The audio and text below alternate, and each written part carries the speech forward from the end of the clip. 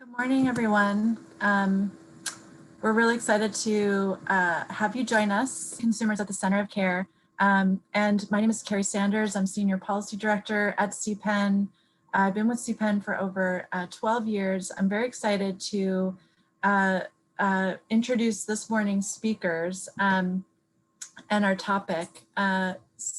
Targeted care coordination has been shown to improve health outcomes and lead to more equitable care for all. However, although California's Medi-Cal managed care plans and Medi-Cal dental are already required to provide this level of coordination, many consumers are not aware of their eligibility for it, and utilization is still low. This panel will discuss efforts and challenges to improving how care is coordinated across systems, while touching on the importance of payment and delivery system changes, oversight, and stakeholder involvement as necessary components of improving care. Our speakers, we have three wonderful speakers. We're gonna kind of do this a little bit differently as kind of a chat. So we'll have some questions for each of our speakers. And I'm gonna start with introducing our first speaker. Jackie Day is a supervising attorney with the Health Consumer Center, which is part of Neighborhood Legal Services at LA County. Prior to this position, she served different roles within disability law, including administrative law judge, mediator, disability rights attorney, and advocate. She's extremely passionate about working with people with intellectual and developmental disabilities and their families. And with that, I'm going to turn it to Jackie. My question to start off is, can you tell us, Jackie, a little bit about your organization and the work you do to connect patients to healthcare services, physical, oral, behavioral health care? What is care coordination and targeted case management? Who's eligible for it in Medi-Cal? And why is it so important, particularly for communities of color, including immigrants, limited English proficient, LGBTQ+, justice involved, and persons with disabilities? Thanks, Carrie, for inviting me. So a little bit about the Health Consumer Center at Neighborhood Legal Services of LA County. We handle any calls from any residents of LA County with a healthcare question. So that's a wide range of people. Within the Medi-Cal population, I think about a third of the Medi-Cal population of beneficiaries lives in LA County. So you can imagine how busy our helplines are. For those that are familiar with Neighborhood Legal Services of Los Angeles County and HCC. With regards to care coordination, how care coordination works is within the Medi-Cal managed care plans, there's a separate care coordination unit that can help consumers with more complex health conditions or healthcare needs access assistance through a care coordinator at one of the health plans. Some of the challenges that I see in terms of supervising a health law unit that is this large and serves this large of a population in the state of California, it's with really in terms of knowing what's on the menu. People who are limited English proficient, they might not know that there's even the existence of care coordination within their Medi-Cal managed care plans. And people that identify as persons with disabilities, they might have specialized accommodations that are needed in order to access that information. For example, someone who is blind might need Braille to communicate with the health plan.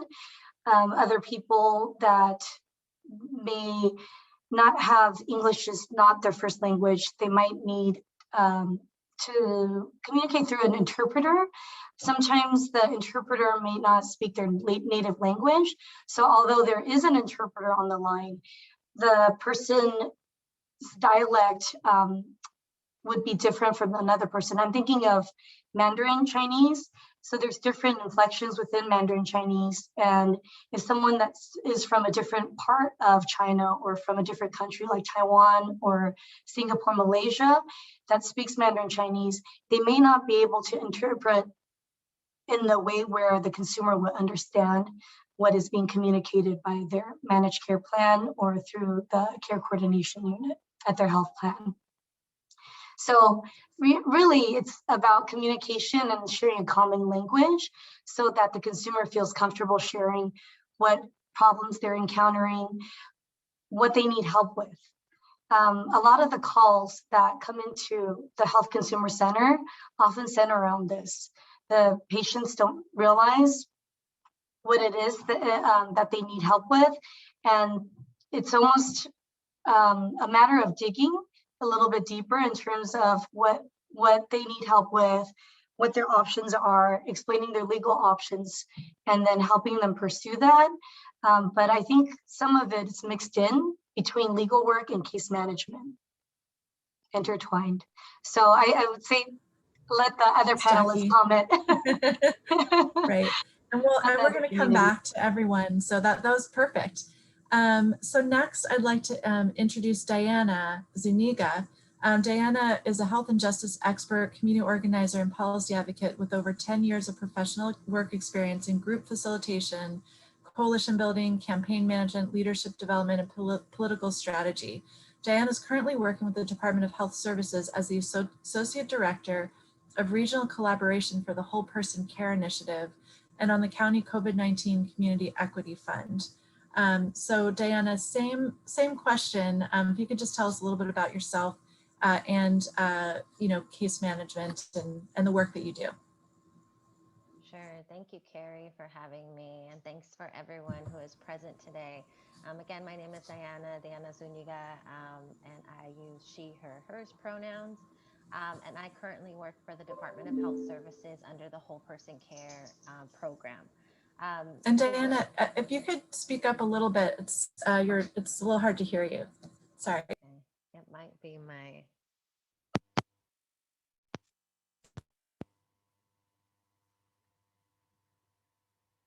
Is that better? That's perfect. Thank you. Okay, great. I think it was my headphones. So yes, I currently work for the Department of Health Services. I began working for DHS under the Whole Person Care Initiative.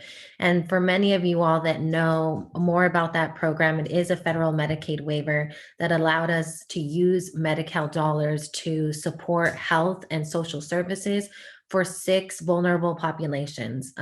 Those 6 populations include folks that do not have homes, also folks that have substance use needs, mental health needs, prenatal needs, and complex medical issues, as well as the reentry community.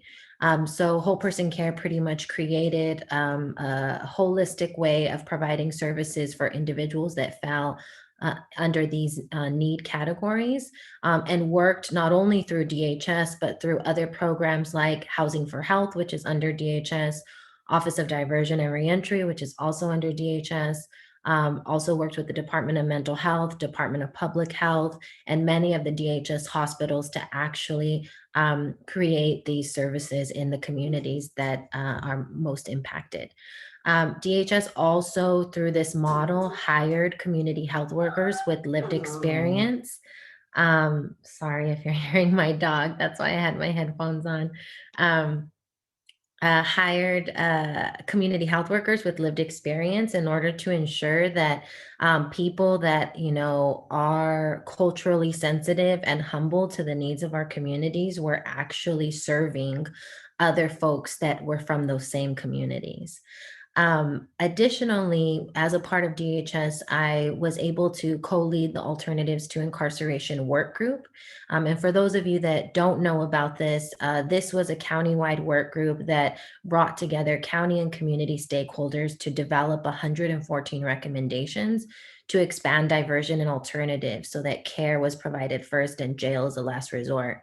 And so that's a big piece of this puzzle as well, how we're using healthcare dollars to actually deal with justice issues. And so I'll be talking about that a lot more as we move forward. And then the last 2 things I'll just share, which are other projects I'm working on, are the County COVID-19 Community Equity Fund, which really funded across DHS and DPH in Los Angeles about 52 community-based organizations to provide engagement, outreach, and system navigation services in the most highly impacted communities. So we prioritize communities and neighborhoods that have been impacted by COVID-19, and we know have also been impacted by the social determinants of health, and also prioritize particular communities in regards to race, gender and sexual orientation, and language needs, in order to really be sure that we were reaching clients in the appropriate way. So I'll leave it at that, but that's a lot of the work that we're doing. And I think there's a lot of different avenues to ensure that clients are actually receiving the care that they're needed from community members and community-based organizations that are trusted in our neighborhoods. And so I really am glad that that's a part of the work that DHS is doing, and looking forward to the ways that we can improve that as things move forward. Great, thanks, Diana. And now I want to turn it over to our third speaker, Jen Flory. Jen Flory is a policy advocate specializing in access to healthcare for low-income Californians with Western Center on Law and Poverty. Jen's passion for healthcare advocacy stems not just from a desire for social justice, but also from personal experience as a young adult not able to purchase health insurance. Jen, prior to her work at Western Center, Jen served as the supervising attorney for Neighborhood Legal Services of LA County's Health Consumer Center and the director of Cancer Legal Resource Center at Disability Rights Legal Center.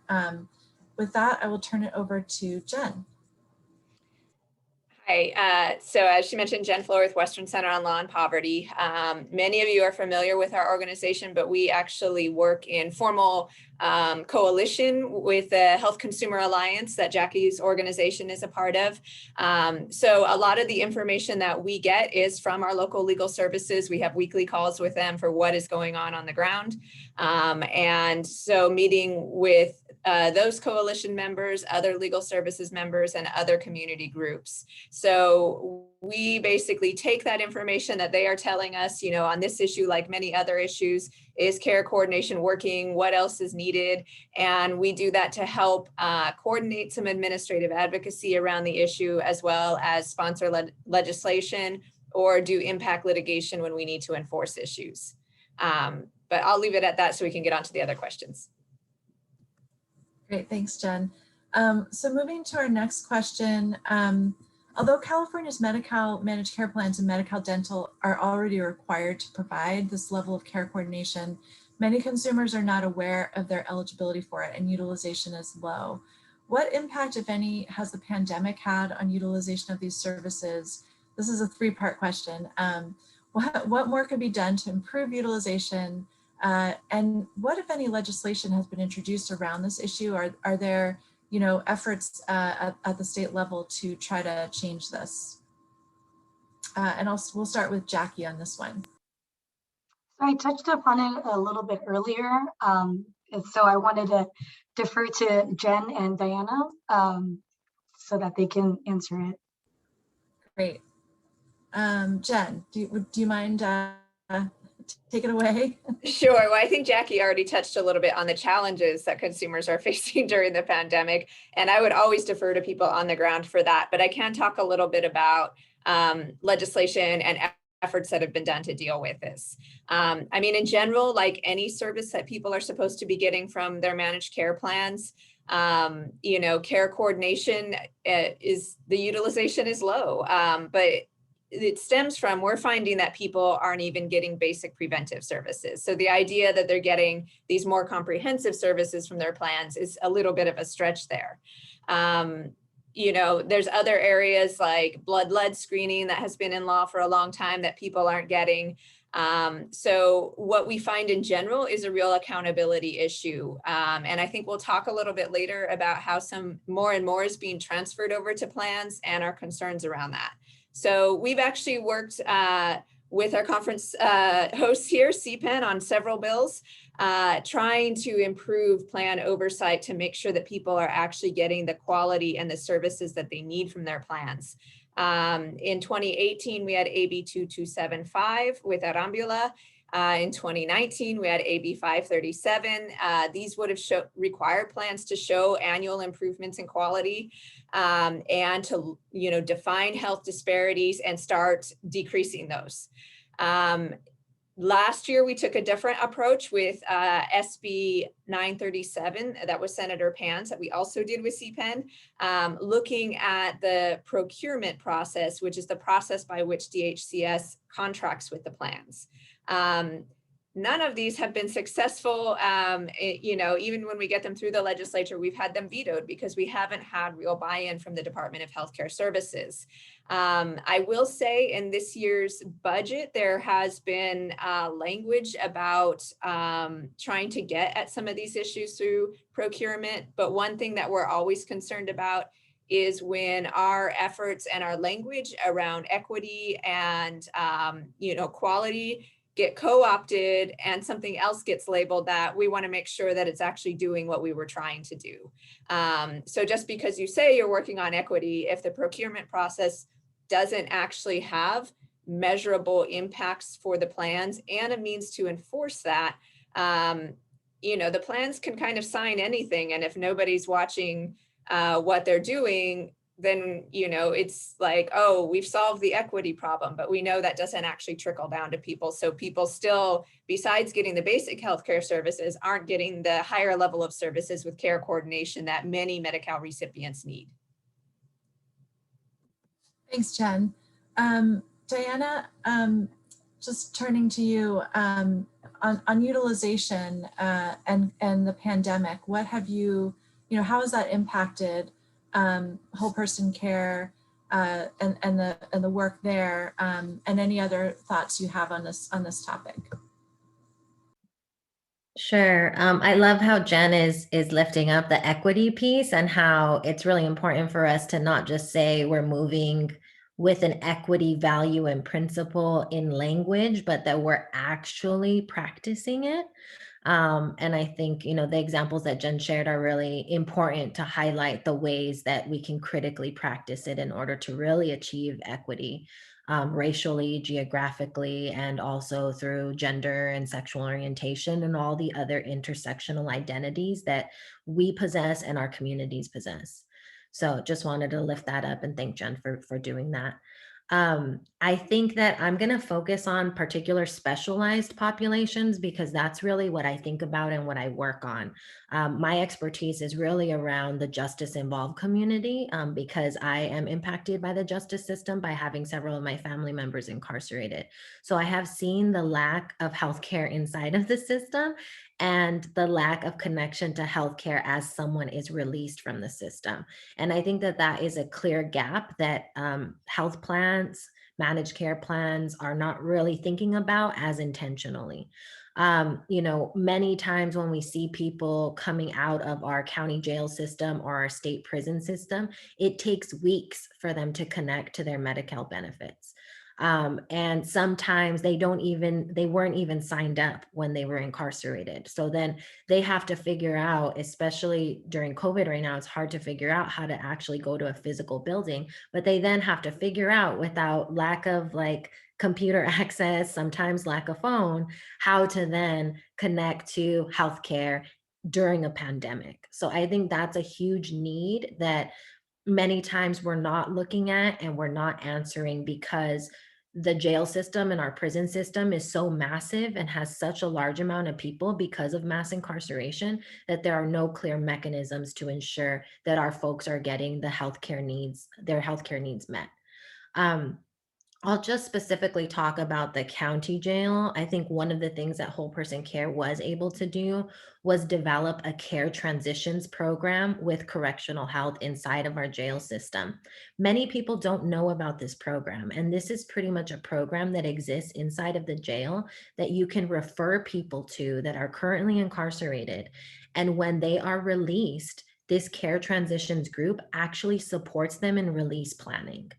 Not everyone is connected to this because people don't know about it, but I have seen how the medical caseworkers on the inside in care transitions actually are able to refer people to medical coverage, to housing, to substance use support, to mental health support at the point of release. It's just a lever that needs to be used consistently in order for us to really be able to do that care coordination. And it has to be invested in.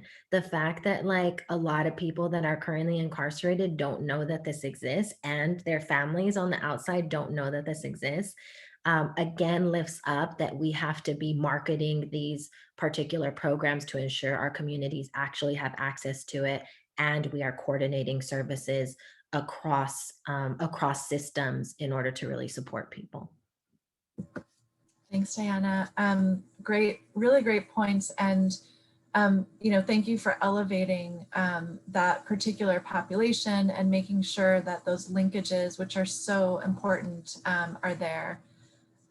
Moving on to our next question.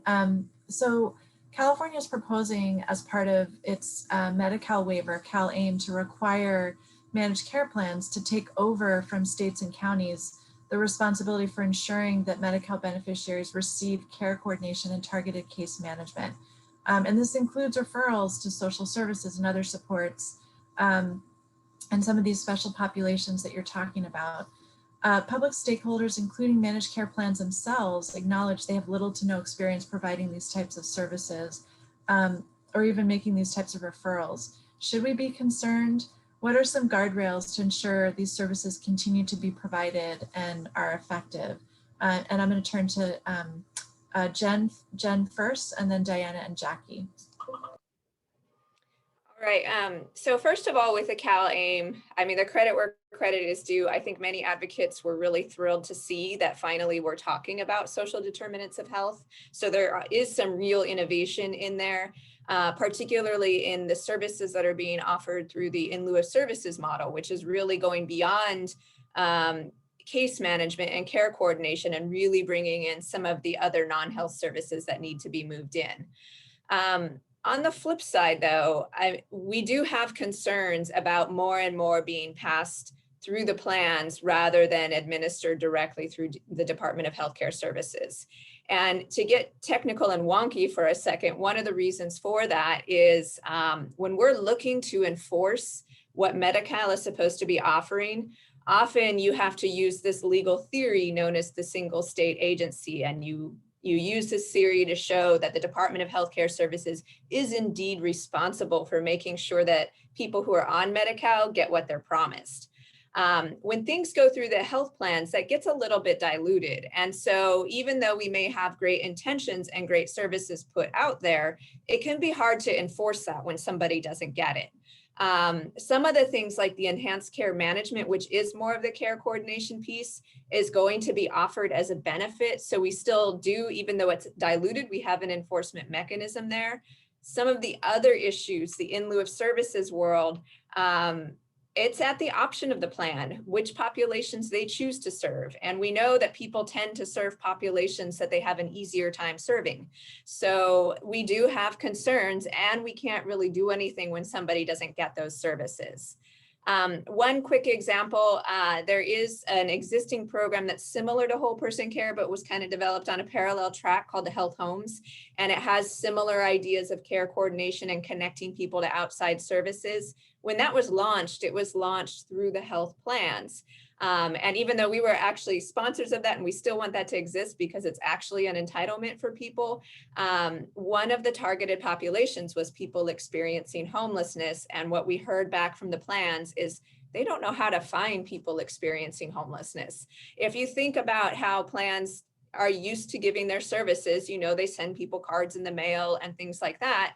And it's not the same structure that maybe county social services has, where they are used to going and meeting people where they are, even if that means, you know, going to where somebody often resides on the street several times, until that you can make that connection and bring them into a point where you can connect with services.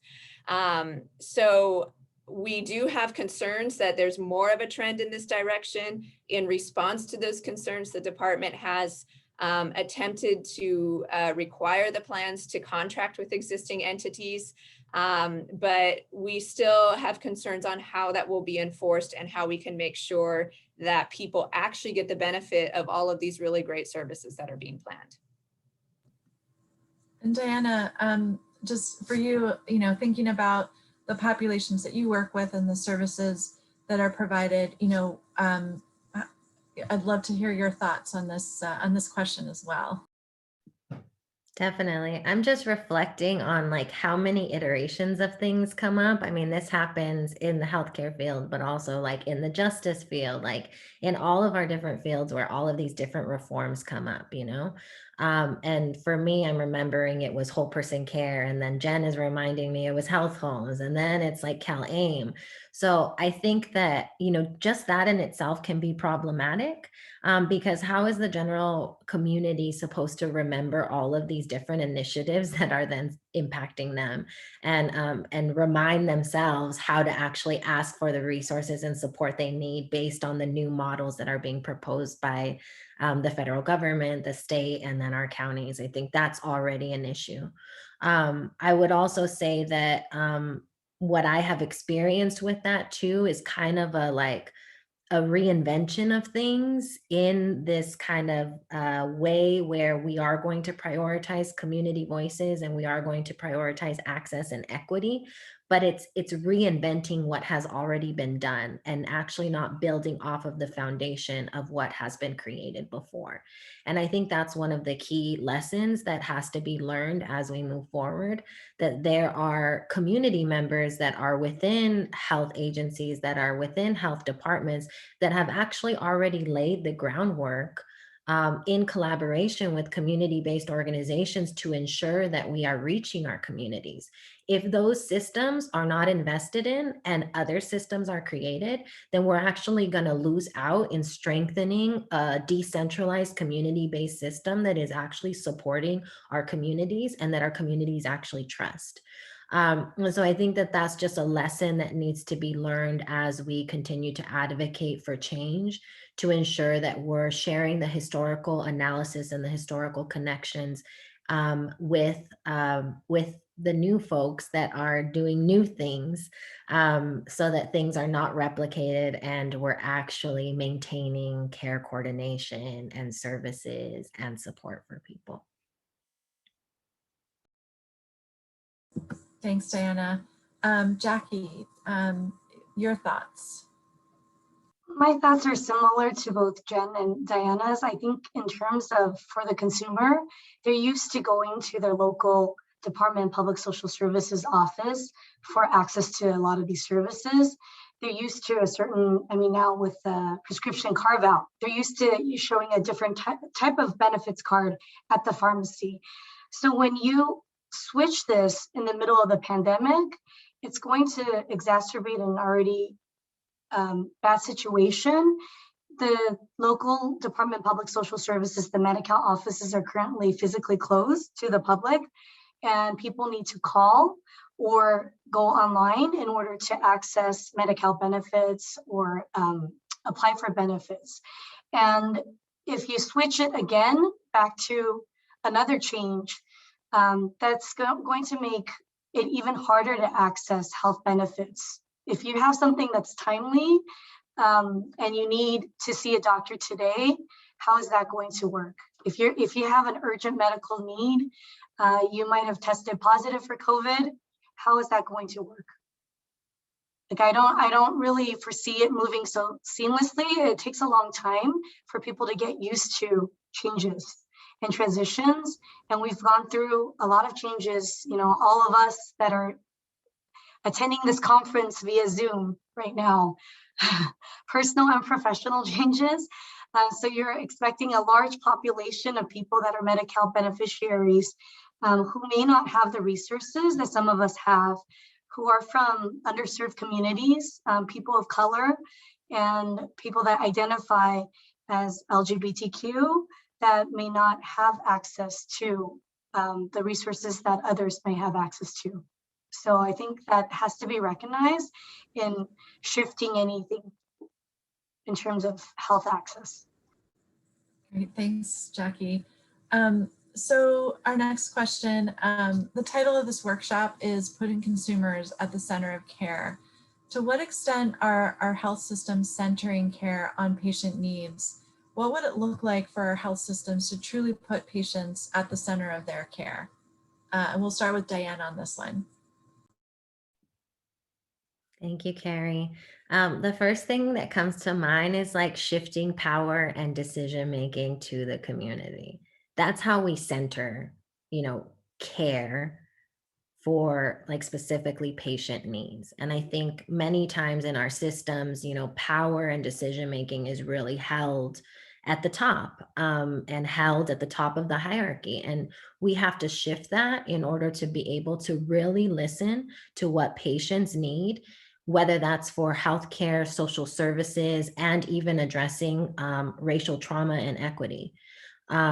We really have to think about intentional ways that our systems are shifting power to communities.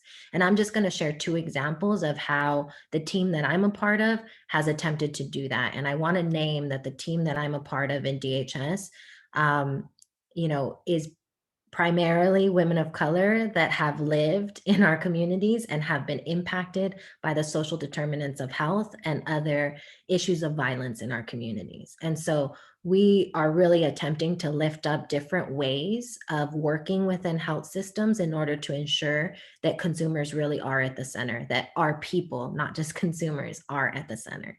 And so two examples of this is one, our group was able to receive funding from the Robert Woods Johnson Foundation to create a reentry health advisory collaborative that is a part of DHS. This is a collaborative of 11 formerly incarcerated people that are given stipends to actually provide feedback to health and justice issues that impact them specifically. And their feedback has been incorporated into the Alternatives to Incarceration Roadmap, into the Men's Central Jail closure conversation, and even into the conversations around reducing jail populations. So that is a clear example of how systems can actually compensate and leverage the experiences of people to really ensure that what they need and their basic needs are actually met in the ways that we're delivering services. The second example I'll share is I mentioned it earlier, the county COVID-19 Community Equity Fund. This was a collaborative partnership between Department of Public Health and Department of Health Services. And what we did was we prioritized the communities that are highly impacted by COVID, the social determinants of health, incarceration, and other health and social issues. And we were able to include around 52 organizations, lots of grassroots organizations, in being able to receive this funding to be compensated for the work that they are already doing around COVID-19 and the social determinants of health. And so I think that was a way that we shifted contracting processes to be able to connect to a fiscal sponsor that then allowed us to create a more equitable procurement process and solicitation process to ensure that we were meeting the needs of communities that were most impacted and actually contracting with smaller organizations that hadn't received funding from the county previously. So those are two examples of how we can be creative and ensure that we are shifting power to the communities that already have power and just need to be invested in. I love that example. That's great. We hope to talk to you more about that after, but this is great. We'd love to see this at the state level too. So moving to Jen, what would putting consumers at the center of care look like in terms of you and the work that Western Center is doing? First of all, completely agree with everything that Diana said. That is huge. I mean, we need to if we want people at the center of their care or at the center of their lives, we need to trust them and let them run their own lives and listen to what they say. And also thinking about on some of the other points that she was making previously about, the transitions from health homes to whole person care to CalAIM. so much of our public programs are focused around eligibility and who qualifies and who doesn't. And that is just, I mean, there's no greater disruption in care than just completely falling off the program. And when we consider at a time when many communities have reason to distrust the government, don't necessarily want to be handing everything over all of the time, we really just, I think we need to think long and hard about how we can center our public programs around giving out benefits and not gatekeeping people on eligibility factors. You know, we would just give a lot more care to a lot more people if we spent more of our public funds on the actual care and less on who gets it and who doesn't. And then just, you know, things that I think are not quite so revolutionary, but just having care where people need it and can get there, and at times they can get there.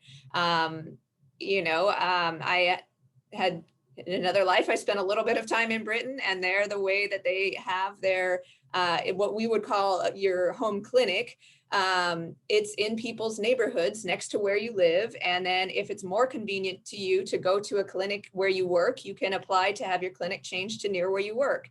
And all of the clinics also offer some evening hours and some Saturday hours. So it's just, you know, the basics about making sure that people can actually access care in a way that is accessible to them. And when they get there, they don't have to figure out what kind of care they have, what you know, managed care program they're in, what the provider network is with that it's just seamless, and people can walk them through that in the language that they need. I love that. Jackie, what are your thoughts? I agree with what Diana and Jen had already said. A thought that I think might make things a lot more streamlined and easier is for the health plans to have kind of a shorthand, not the whole explanation of benefits guidebook, but a short user consumer friendly 2-pager on what to do, how to access care coordination, maybe even in a Q&A format for people within all the threshold languages. I think that would make things a lot easier in terms of soliciting consumer feedback. Maybe along the lines of what Diana's described in her special project that they're working on in DHS through whole person care, if the health plans were to solicit consumer feedback on existing Medi-Cal beneficiaries of what would make their life easier, like what's incorporating what Jen said about those evening hours, clinics in their neighborhoods,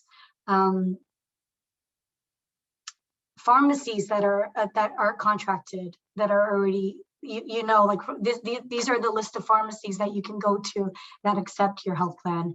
I think it would make things a lot easier to navigate. I understand that the websites are not always up to date in terms of which providers accept your health plan and whatnot, but maybe having that mailed out annually with the short synopsis. I think that oftentimes people call because their providers out of network or a different county and they're going to access specialized care. Great, thank you.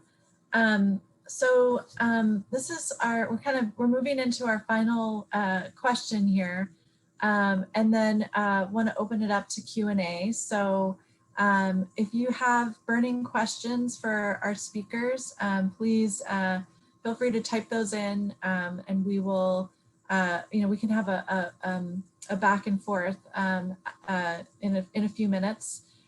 So just, you know, kind of last prepared question, as we've discussed, care coordination, targeted case management can play a critical role in addressing institutionalized racism in our healthcare systems and the impact of social determinants of health on health outcomes. Moving forward, how can we ensure that these services are appropriately staffed, funded, and targeted to meeting consumer needs? And I'll start with Jen on that one. Sure. I mean, one thing is recognizing just how deep structural racism is and what a huge, just how much is embedded in our system that even when we intentionally try to get around it, we're not always successful. So for one example, the whole person care model that Diana talked about, that's about as intentional as we've ever been in trying to design the program that really gets at people with the highest needs and has a very community-based model with using people in the community. Yet still, when we had the first interim report on that, we did see that the population that was served skewed a bit wider than we than we expected based on the percentage of white people in those populations.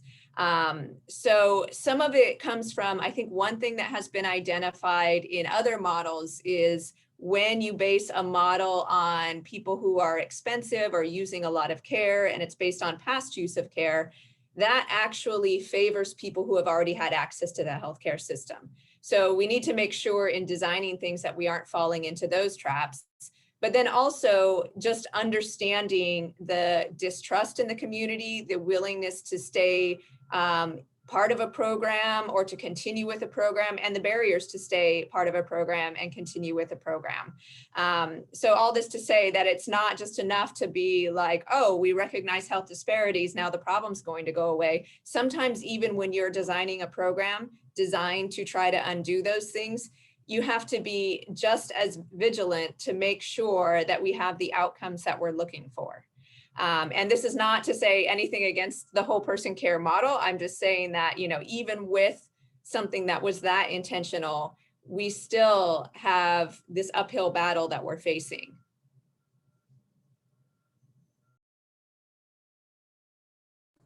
Great. Jackie, we'll go to you. I think in terms of the consumers that contact our hotline and helpline at NLS for assistance day to day, that speak other languages besides English, really looking at it not so much as cursory translation or interpretation, but really getting at the heart of it. I speak and understand Mandarin Chinese. And so when I'm working directly with the client in Mandarin, there's a comfort level that goes with it in terms of cultural understanding, background, and not having to explain things in a different way. For example, some things are a little bit taboo to talk about in the culture. And so if they use a different terminology for describing what's happening, I understand without them having to explicitly explain exactly what's happening in their lives. And I think that's true for a lot of my colleagues that are at the Health Consumer Center that are bilingual in Spanish. There's a comfort level in having staffing that reflects the culture diversity of the community. And I think that goes a long way in terms of addressing or at least chipping away at institutional racism, is to hire a diverse staff that's reflective of the population that you serve. So at the health plan level, to ensure that your staffing is reflective of the population in whichever county that you're serving. Great. And Diana. Sure, thank you. Totally agree with what everyone has been lifting up. And I think one of the questions that comes up that speaks to, I think both what Jen and Jackie have shared is like, who is really creating these systems? Who is really even kind of modifying and updating these systems for healthcare support? And many times it's not people with lived experience. It's not people that reflect a racial and geographic understanding of equity. And so I think that that's really important, that as healthcare systems, even as healthcare plans, we have to really look at ourselves and look at our leadership to ensure that we're actually trying to address issues of racism and oppression that are existing within our current structures. Because if we don't do that first, then we're going to keep on replicating racist and oppressive ways of generating systems that provide services. So I think that that's a key thing that I know many kind of organizations and departments and agencies are looking at right now. And I hope that we can all do that, because if we really want consumers to be at the center, if we really want equity to be at the center and to develop anti-racist, anti-oppressive practices, then we actually have to change the dynamics within our leadership, and ensure that people are represented in order to be able to make those changes. So just like that's, I think, one thing. The other thing that comes to mind for me, which I feel like I've said again and again, is if we're going to really address institutionalized racism and oppression, then we have to continue to prioritize real investment in the communities that are most impacted, whether that is through jobs, like I just shared, or that's through creating, consumer advisory bodies like the Reentry Health Advisory Collaborative, and or shifting contracting processes to ensure that your health plans, your health departments and programs are actually working with the community-based organizations located in that neighborhood, in that region, and not just trying to coordinate with them, investing in them, shifting your resources to actually provide money to be able to compensate people for that labor. I think that that's a piece of repairing the harm that has been done by healthcare systems and systems in general, and that we really need to prioritize compensating people with lived experience in order to push back against institutionalized racism. And the last thing I'll share is that DPA, the Department of Public Health at the state level, did have an equity program. So I'm just going to put that in the chat so people have access to that, because applications are still open until March 3rd. So this is another way to shift resources to community-based organizations across the state. Great. Thanks, Diana. If there's any questions from the audience, please feel free to put them in the chat. This sort of ends our targeted questions. I would just maybe ask Jen, while we're kind of gearing up to hear from the audience, can you tell us a little bit about the in lieu of services through CalAIM and opportunities, I think, within that construct for, to improve care coordination or, in the provision of some of these new services that health plans will be able to optionally provide? Yeah, so the in lieu of services construct is a construct that's available to California based on federal legislation. The difficulty is it can't be mandated on plans. It's a choice on plans. But the way that it works is the Department of Healthcare Services determines that some services that aren't strictly health services will prevent the expenditure of healthcare costs down the line. So if you take something basic like helping people to find housing, not having a home and living on the streets is detrimental to your health. So it's actually a pretty broad construct, and there are many things that the department has proposed to include in that in the current CalAIM proposal. So there are things like home modifications for people who need things to be safely in their home, or asthma remediation so that children in particular don't have things in their home that are making them sick. There's a whole suite of services helping people to find housing, everything up into actually paying people's rent for a period of time, although there is some deposit help.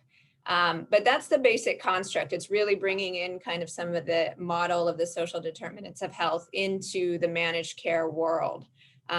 So it's different, and some of it can be done in coordination, or we're hoping at least it'll be done in coordination with the enhanced care management. So when somebody is working with someone who's trying to help them navigate the actual healthcare that they need, that they would also be referring them to some of these other services that are available. I hope that answered the question. That was great. And just a question for whoever wants to take this, but Jackie, you see a lot of clients who maybe come to you after they've tried to get some type of care coordination from their health plan, and I imagine like they've gone through many hoops to even get to you. How are you able to help folks, get that coordination, and make sure that they're clear on what their rights are, while also working with health plans to and providers to provide the care coordination that they're required to provide? So we do it in a few ways. One is we have care coordination links with both of the two Medi-Cal health plans in LA County, so both LA Care and HealthNet. We have an informal linkage with both of the two health plans. So we'll reach out to that care coordination unit, member advocate unit, to informally discuss what's happening and what the barriers to accessing healthcare are for that individual. If that does not resolve it, then we would help the consumer either file a grievance with the health plan, navigate their legal options there, and or reach out to whichever regulating agency oversees the health plan, whether it's Department of Managed Healthcare, Department of Insurance, or Department of Labor. We would then pursue the appeal option at that point if it can't be resolved through those different layers. Sometimes it's more on the county side or with the DHCS side in terms of eligibility or Cover California. If it's one of those type of issues, then we try to resolve it through our county or statewide contacts. And then once it's resolved, then we'll reach out and collaborate with care coordination to ensure that there's continued support for that individual. It sounds like from that, from your experience though, that consumers could really use more information about, not only how to get or where to get care coordination, but also their rights to getting these types of services. Can you say a little bit more about that? Sure. So I think that oftentimes the consumers that we work with here at HCC, they're not as savvy in terms of looking up information, Googling it. The population we serve, it varies, and a large portion of the population, especially the ones that are living on their own, isolated, experiencing homelessness, and or living in poverty, they don't have the same access to the resources that another individual that may be well-educated, has a family member that works in the healthcare system. They have other resources and ways to finding out the information. So when they call us, it's almost like a blank slate. We're their primary form of contact, and then we educate them about the process, that there is something called care coordination through their health plan. They can reach out to their care coordinator if they have more complex healthcare needs that they need help with, for example, setting up a litany of specialist appointments, keeping track of their medication, maybe having a nurse work with them regularly to check in with them to make sure that they're following or going to their appointments, tackling any transportation issues to and from medical appointments. So it's more of a wraparound holistic approach that we take at healthcare at the Health Consumer Center. And I think some of that, it does bleed into care coordination at times. As we're resolving their legal issue, we kind of are also doing care coordination or support for them, because it goes together with the person, right? So you can't really get at the heart of the legal issue or find out what to do if you don't have a full understanding of what all of their healthcare needs or dental care needs are. Great, thanks, Jackie. And then just, kind of wrapping back around to Diana, we talked a little bit about some of the issues with the pandemic and people just, trying to connect with the healthcare system, given the current, environment. Do you have any sort of, I guess, kind of a wish list for, providers and health plans for what you would like to see them doing to be more proactive in terms of, providing the type of wraparound services that Jackie mentioned.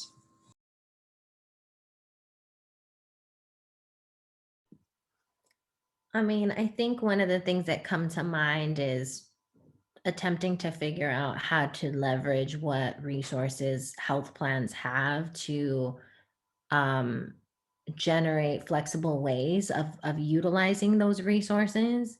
And what comes to mind is that, one of the things that we did with the the county COVID-19 Community Equity Fund was that in the grants that DHS gave through community partners, which was our fiscal intermediary, we leveraged some of the resources in a way that allowed for a flexible funding pool where organizations could create a pool of funds from the grant that they received to use for any particular needs that would come up with clients, whether that was shifting their home to ensure that isolation practices were in place when somebody got a COVID-19 positive test.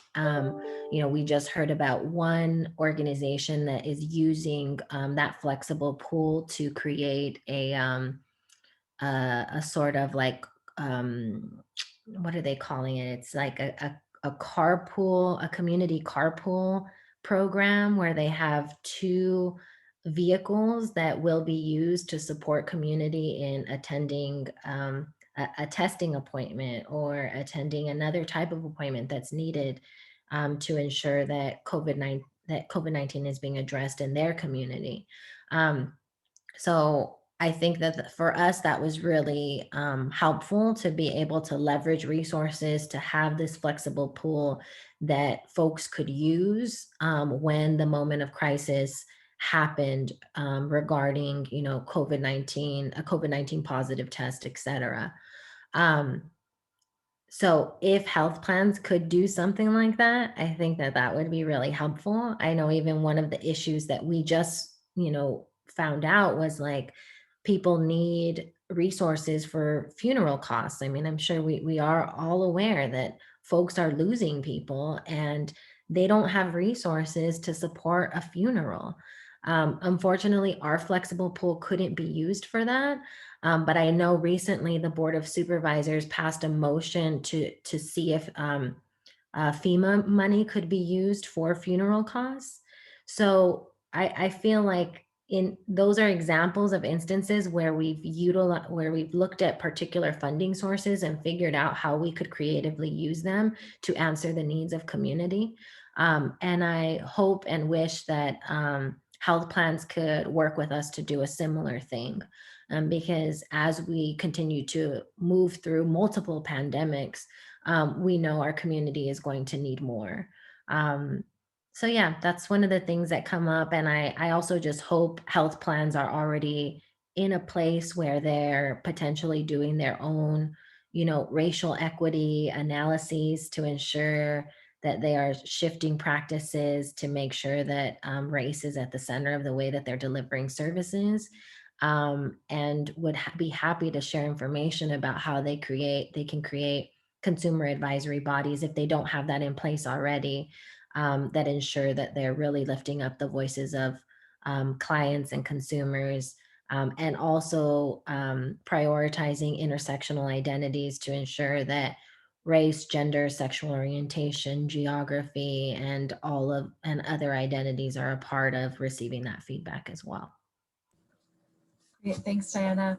Well, I think we're at the end here, so just gonna do wrap up. If folks have any last thoughts in terms of care coordination and how we can improve and strengthen these systems for consumers, and then I guess before we do that too, I just want to let folks know make a quick plug. After this workshop, we have a tech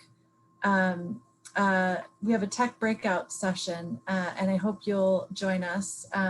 We have a tech expert who will be on hand to answer any questions that you have and provide, some background for folks who are looking for tech help, which, as we saw this morning, is so important now in the middle of the pandemic, when we're all, using these new systems and adjusting to online for everything. So I hope you'll join us at that from 12:30 to 1. And with that, I'm just gonna we'll let folks see if you have any last thoughts before we end, anything that we didn't touch on. And I'll start with Jen on that one. I think I want to echo back to what Jackie was saying about just very basic user-friendly information. The idea that anybody doesn't need care coordination, I think, just is not realistic. I'm paid to work in health policy, and I struggle every year when I have to pick my own health plan. So I just can't imagine how anybody's actually navigating the system. So more actual affirmative outreach to consumers and things in very simple, like here's how you ask for help, and just very simple messaging so people know that there is help out there, I think is really key.